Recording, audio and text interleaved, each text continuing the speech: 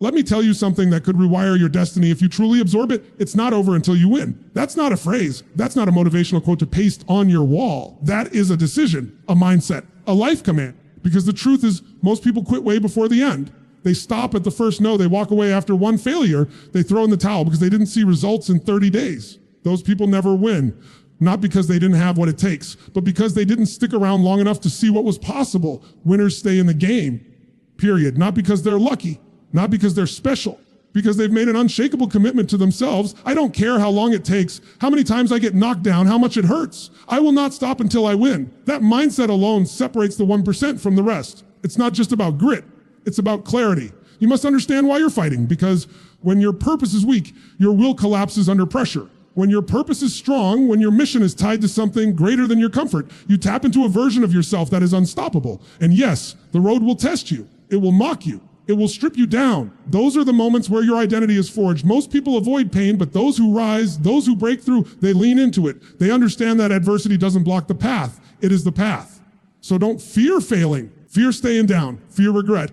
Fear becoming a version of yourself that surrendered to doubt. See, the magic is not in never falling, it's in failing forward. Every time you get back up, you're collecting strength, collecting wisdom, collecting momentum. The most powerful thing about momentum, once you generate it, it compounds. One small win becomes two. Two becomes 10. Suddenly, you're no longer chasing victory, you embody it. But here's the key, you don't need to be perfect. You need to be persistent. The days you don't feel like showing up, that's the real test, because it's easy to act when everything's going well. But when life punches you in the gut, when you're tired, broke, doubting, defeated, that's when the winners are made. You want to win. Then commit now that your future self will never have to recover from the decisions you refuse to make today. Commit that no excuse will have more power than your desire to grow, that no pain will speak louder than your purpose. And the beautiful part is this: you define your victory. You measure your growth. No one gets to tell you what success looks like for you. Maybe it's building a legacy. Maybe it's proving to yourself that you're more than what they said you were. Whatever it is, anchor into it and don't stop until you own it. This is not motivation. This is strategy. You reprogram your identity with your actions, your choices, your discipline. And when you tell yourself, it's not over until I win, what you're really saying is, I'm not leaving my life up to chance. I'm taking it back. So the next time life tries to shut you down, you stare it right in the face and say, you can slow me, you can challenge me, but you will not defeat me. It's not over until I win. Everything begins in the mind. Every breakthrough, every achievement, every extraordinary outcome you see in the world was once just a thought, a belief someone chose to hold on to when no one else could see the vision. That's where real change starts. Before there's a result in your bank account, in your body, your business, there's a belief, a relentless, almost unreasonable belief that says, I will find a way. I will figure it out. It's not over until I win. That belief is not something you're born with. It's built. It's forged in the fire of repeated challenge and choice. See, most people operate from their circumstances. They look at their environment, their resources, their past failures, and they let that dictate what they believe is possible. Winners do the exact opposite. They choose their belief first, and then they bend reality to meet it. They're not reacting to life. They're creating it. Because when you truly believe that something is yours to claim, your brain, your body, your energy, all of it aligns with that belief. You activate something deeper in your nervous system that literally starts seeking, tracking, scanning for ways to make that outcome real. Let's be clear. This isn't about wishful thinking. This is not just about saying affirmations in the mirror and hoping something changes. That's surface level. I'm talking about a belief that lives in your bones. One that says, even if I failed 10 times, I'm still in the game. Even if no one believes in me, I still do. Even if everything around me says stop, I keep going. That's relentless belief. That's the fuel that pushes people through the nights they don't sleep, the days they're overwhelmed, where quitting feels easier than holding on. Without it, you will fold the moment resistance shows up. But with it, you become dangerous to doubt. You become the kind of person who becomes unstoppable. Not because life got easier, because you got stronger. Let me ask you something. What do you believe about your potential when no one's watching? What do you say to yourself when you fail, when you're rejected, when the plan falls apart? Because that internal dialogue, those unconscious beliefs, that is what's shaping your life more than anything else. And if that dialogue is weak, if your belief system is built on fear, scarcity, or comparison, then everything you build will be fragile. When that belief is rooted in certainty, not arrogance, but deep certainty, you can walk through hell and come out stronger on the other side. You must understand belief is not just mental, it is biological. When you shift your belief, you change your emotional state. You change your actions. You literally rewire the way your brain fires. You activate different emotional pathways, different hormones, different behaviors. That shift, that new energy is what starts attracting new results. It's not magic, it's mechanics, but it starts inside. The reason people give up early is not because they lack talent. It's because they lack belief. They haven't trained that muscle. They haven't built that certainty. And when life throws pressure at them, and it will, they collapse under it. But when you condition belief the way you condition your body, you become resilient. You become resourceful. You stop waiting for the right time, the right conditions, or someone else to believe in you. You become the source of your own momentum. That's the power of relentless belief. It gives you leverage. It gives you endurance. It gives you a weapon when life is at war with your dreams. Because belief isn't passive, it fights for you. It shows up when you're exhausted. It lifts you when your motivation dies. And it reminds you that the game isn't over, not until you win. That's why belief must become your foundation, not hope. Not hype, but belief that's practiced, strengthened, reinforced daily. Because if you don't install that belief intentionally, the world will install doubt by default. Once doubt takes root, every decision you make becomes smaller. Every dream becomes more distant. But if you choose belief, real belief, then there's nothing that can stand in your way for long. So don't just chase goals, build belief. Because once your belief becomes unshakable, your future becomes inevitable. We live in a world obsessed with results. Everything is measured in likes, followers, views, or trophies. And while results matter, the truth is, they're not the whole story. They never are. Because what builds real success, the kind of success that doesn't collapse when pressure comes, isn't the outcome. It's the resilience behind the outcome. It's the bounce back. It's what you do when the plan fails, when the door is close, when life hands you a version of reality you didn't ask for. That's where the foundation is formed. Resilience is the invisible thread woven through every champion's story. Most people never see it because they're too focused on the highlight reel, too caught up in how fast someone succeeded or how perfect it looks from the outside. They forget to look deeper. You must understand is that true resilience is not a talent. It's not genetic. It's trained. It's chosen. You develop it by going through hard things and refusing to be broken by them. Every time you get knocked down and choose to rise again, you're teaching your nervous system that quitting isn't an option. That's how mental toughness is formed, and that toughness, that's what produces results over time. Because results don't come in a straight line. They're jagged, messy, chaotic. If you're only in love with the destination, if you don't fall in love with your ability to endure, then the first failure will knock you off course. And you'll start to question if you were ever good enough to begin with. People ask, how do I get what I want? And the better question is, how long are you willing to go without it while still showing up like it's already yours? That's the test. That's the mindset of someone who is building something real, because you're not just chasing a result, you're becoming someone different in the process, someone stronger, someone wiser, someone who doesn't need external validation to keep moving forward. Resilience teaches you how to lead yourself even when everything feels dark, even when the momentum is gone, even when you feel alone in the fight. You need to stop thinking setbacks are signals to stop. They're not. They're checkpoints. They're lessons. If you have the emotional intelligence to extract meaning from the pain, you will always walk away stronger than you started. But that requires discipline because pain has a way of making you doubt everything. And that's when most people quit, because they can't go further, but because they've convinced themselves it's not worth it anymore. They get addicted to comfort, to predictability, to ease. And they forget that greatness only grows in discomfort. That resilience is like a muscle. If it's never tested, it never strengthens. You want to be successful, you better get real comfortable with pressure. You better get used to failing forward, because the ones who rise aren't the ones who avoid failure. They're the ones who can carry failure on their back and keep walking. They know the result will come, not because they hope it will, because they're committed to showing up no matter how many times they fall. And that's the kind of person who doesn't need perfect conditions to thrive. They create momentum in chaos. They lead through uncertainty, even when motivation disappears, because they've trained themselves to value the long game more than the immediate reward. If your identity is tied to results, your confidence will be fragile because results fluctuate. When your identity is rooted in resilience, when you know, no matter what happens, you will adapt, adjust, and come back stronger, then no setback can destroy you. You become untouchable in a way that scares mediocrity. That's when the real shift happens. When you stop chasing outcomes and start mastering the process.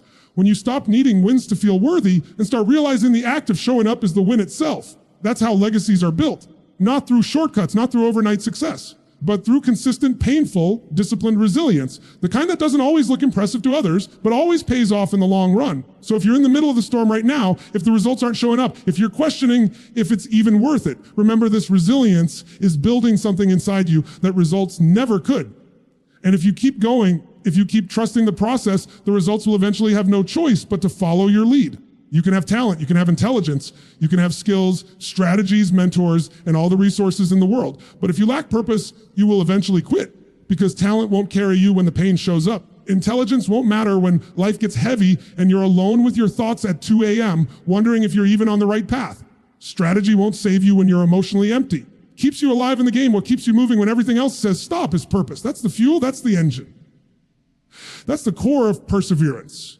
And without it, you're just a leaf in the wind, drifting, chasing temporary highs, never anchored, never certain, always ready to walk away the moment it gets inconvenient. Purpose gives you something bigger than comfort. It gives you something deeper than goals. See, goals are important, but goals can change. They're external. You hit one, then you want the next one.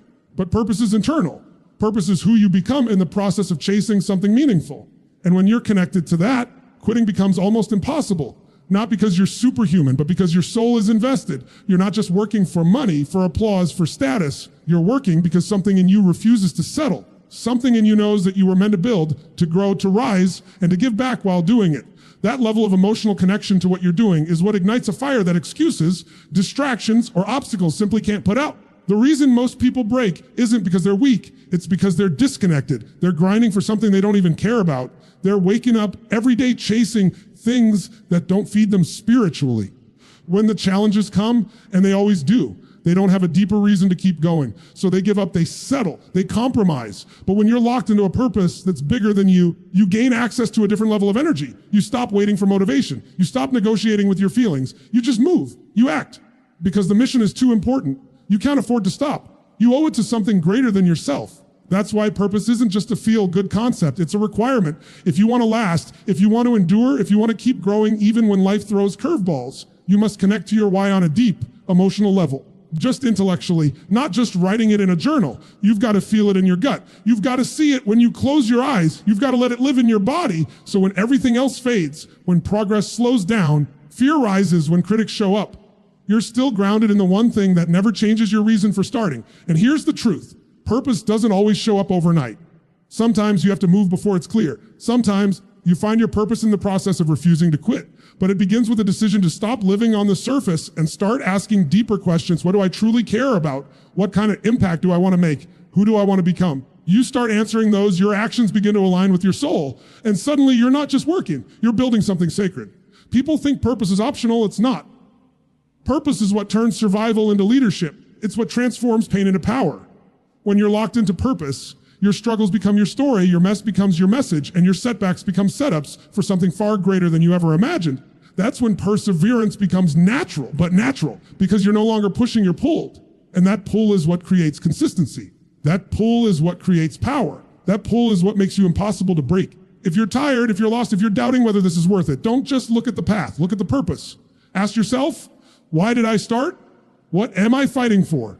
Because once you reconnect to that, the fire comes back. The strength returns, the fog begins to clear, and you realize this truth: when your purpose is unshakable, your perseverance becomes unstoppable. Failure is not the enemy. It never was. The real danger is what you do with failure, how you label it, how you internalize it, how you let it define you or destroy you. Most people were never taught how to fail. They were taught how to avoid failure, how to fear it, how to pretend it's something shameful. But the truth is, failure is feedback. It's not a full stop. It's not a life sentence. It's information. And if you learn how to fail forward, if you learn to use every setback as a step, you'll build a life that most people only dream about, because you'll be doing what most people are too afraid to attempt. When you fail forward, you don't retreat into fear. You analyze, you adjust, you evolve, you extract wisdom, you ask better questions, you get better answers. And most importantly, you keep going. You don't take failure personally. You don't make it your identity. You don't say, failed, therefore I am a failure. You say, failed, therefore I'm now wiser, stronger, dangerous than I was before. That is how winners think. That is how leaders rise, because they understand failure isn't the opposite of success. It's a part of it. It's not a detour. It's the path. If you look at anyone who's built anything legendary, whether in business, sports, art, leadership, you name it, what you'll see behind the scenes is failure. Over and over again. Rejection, criticism, loss, mistakes, miscalculations, broken plans. What separates them is not luck. It's not just grit. It's the ability to absorb the hit and keep moving. It's the refusal to let failure become a permanent place. They might visit failure, but they don't unpack there. They fall forward. They miss the mark, but they learn the angle for the next shot. They never stop adjusting. That's the key. Now, most people fail one time and they assign meaning to it. They say things like, maybe I'm not cut out for this, or it just wasn't meant to be. That language is poison. That thinking is the virus that kills dreams. Because once you start framing failure as final, you cut yourself off from the growth that's available. You must understand failure as a teacher. It teaches you things success never could. When you win, you celebrate. But when you fail, you reflect, you review, you reassess your process. That reflection is where real growth happens. But only if you choose it. That's the word, choose. Because failing forward is a choice. It's a decision to interpret the event in a way that fuels you instead of breaks you. It's the decision to say, that didn't work, but I'm not done. still have breath in my lungs, I still have a reason to get back up. And you do. Because if you're still here, there's still something in you that the world needs. There's still a voice, a gift, a mission that hasn't fully come to life yet. It won't happen if you let failure be the period at the end of your story. It's just a comma. It's just a pause. It's just the part where the character learns, stumbles, and sharpens their edge before rising even higher. Here's what's really wild. If you start viewing failure as a gift, everything changes. You stop running from it. You lean into risk. You expand your capacity. You stop playing not to lose, and you start playing to win. You stop worrying about other people's opinions and start focusing on progress. And progress only comes when you're willing to stretch, to step into the unknown, to take swings knowing you might miss. But that every swing makes you stronger, faster, sharper. You can't protect yourself from failure and grow at the same time. You have to pick one. If you want safety, you'll stay stuck. But if you want expansion, if you want power, if you want to become someone that your younger self would look at and say, wow, I didn't know we could become that, then you've got to be willing to fail and fail forward. So the next time you stumble, the next time you miss the mark, don't look down. Don't look back. Look straight ahead and say, I may have fallen, but I'm falling in the direction of my destiny. That's how legacies are built, not in perfection, but in persistence. Not by avoiding failure, by growing through it over and over again. And if you can embrace that there is no limit to what you can create, it's easy to move when things are going right. It's easy to show up when you feel good, when the motivation is flowing, the sun is shining, and everything seems to be lining up in your favor. But those moments are not where greatness is born. Champions are not forged in comfort. They're not defined by how they act when things are smooth, defined by what they choose to do when everything hurts, when everything in them wants to stop, when there's no applause, no progress, no reward in sight, only pressure, pain, and silence. That's when real character is revealed. That's where champions are carved, because in that moment, when you feel broken, when you're tired of trying, when the results aren't matching the effort, you have two choices. You can collapse into the pain and let it become your identity, or you can move anyway. You can act despite the fear. You can push despite the discomfort. And that's the moment that separates you from the rest. That moment defines whether you're going to talk about potential for the rest of your life or actually fulfill it. Everyone wants to win, but not everyone is willing to act when it's hard. That's the dividing line. Pain is not a punishment. Pain is a messenger. It's revealing where your growth is. It's showing you the part of yourself that hasn't been built yet, and most people run from it. They try to numb it, distract themselves from it, avoid it. The ones who rise, the ones who actually shift their life and make real progress, they lean into it. They let the pain refine them instead of define them. They use it. They squeeze it for wisdom. They don't ask, why is this happening to me? They ask, what is this here to teach me? And then they act. That's the critical piece. Not just thinking, not just hoping, but acting, even when the body says no, even when your emotions scream stop, even when your inner voice is filled with doubt. You don't wait to feel ready. You move because your mission demands it. That's the difference. Champions aren't addicted to comfort. They're addicted to growth. And growth requires discomfort. It requires doing what's necessary long after the initial inspiration is gone. It's the reps in the dark. It's the discipline when no one is watching. It's the self-leadership that kicks in when nothing else works. There are going to be days when everything inside you says, this isn't worth it. There will be seasons where it feels like you're putting in everything and getting nothing back. But those are the moments you need to remember. Reward doesn't go to the most talented. It goes to the most consistent. The ones who keep walking when their legs are shaking. The ones who choose progress over pride. The ones who step into the fire and refuse to back down. You don't grow by getting everything right. You grow by standing firm when it's hard and still choosing to move forward. The body will always seek safety. The mind will always seek comfort. But your spirit, it knows. It knows that the path to greatness runs straight through adversity, that nothing extraordinary has ever been built in the shallow waters of ease. You've got to be willing to go deep, to show up broken, to show up uncertain, to show up afraid and still execute, still rise. Because acting when it hurts doesn't just build external results. It forges something internal, a version of you that knows they can be trusted, a version of you that doesn't negotiate with weakness. And once that's built, everything changes. Because now you're not reacting to life, you're directing it. You're not hoping for confidence. You've earned it through consistent action in chaos. That's where certainty comes from, not from reading books or watching videos. It comes from knowing that when everything around you is falling apart, you still move forward with power and purpose. So if you're hurting, if you're struggling, if you're standing at the edge of giving up, hear this, the breakthrough is not somewhere far off. It's right on the other side of your next decision to act, to show life that you will not be shaken, that you're not here to visit your potential, you're here to live it. And that no matter how loud the pain gets, you will still rise, you will still build, you will still fight. Because that's what champions do. They act when it hurts most. And that's why they win. Victory isn't always what you think it is. We've been conditioned to chase the big win, the spotlight moment, the celebration, the applause. associate victory with trophies, with recognition, with the final destination where everyone claps and everything feels perfect. But if that's the only way you define winning, you'll spend most of your life feeling like you're losing. Because the truth is, those moments are rare. And if you're only chasing the peak, you'll miss all the power that's being built in the climb. Real victory is not a finish line, it's a process. It's progress.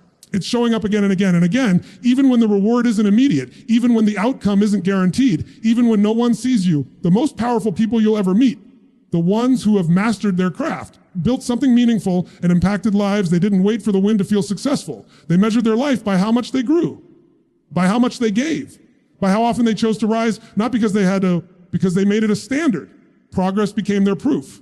And that shift in perspective is what unlocked everything. Because once you stop needing the world to validate you and you start tracking your own progress, you start living in power. You've got to stop treating progress like it's not enough. Every rep, every hard conversation, every new habit, every single moment where you chose growth over comfort, that is a win, that is momentum. But most people don't see it that way, so they quit too early. They say, I'm not there yet, and use that as a reason to stop. But you've got to flip that.